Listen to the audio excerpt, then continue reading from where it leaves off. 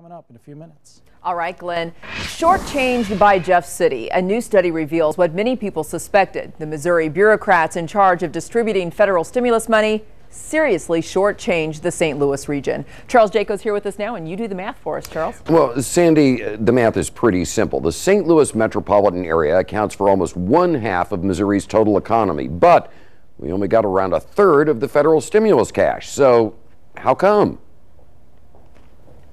The feds gave Missouri $631 million in stimulus money for highways, roads, and bridges, but only about 1/3 of it made it to the St. Louis metro area, the state's economic engine. From the viewpoint of economic growth and economic productivity and competitiveness, this does not make sense for the state of Missouri. The numbers tell the story. Missouri received $631 million in federal stimulus cash for highways, roads, streets, and bridges, but the St. Louis Metro only got $215.5 million of that, which means the St. Louis Metro, accounting for 46% of the state's economy, only got 34% of the construction stimulus money. The new numbers from the IHS Global Insight firm annoy the mayor. Yeah, obviously, it didn't make me happy, but it's not just about represent the area that I represent. It's about fairness. It's about the intent of Congress.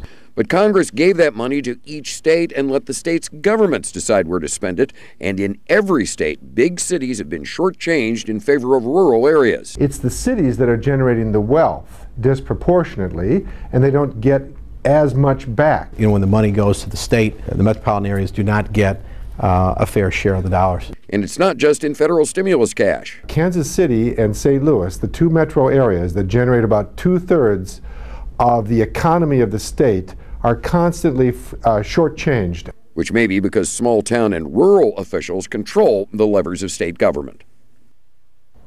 And at one point, rural lawmakers in Jefferson City even tried to not spend the stimulus cash at all and instead turn it into tax rebates. That was stopped when the federal government told them that would violate the federal stimulus law. Reporting live, Charles Jaco, Fox 2 News.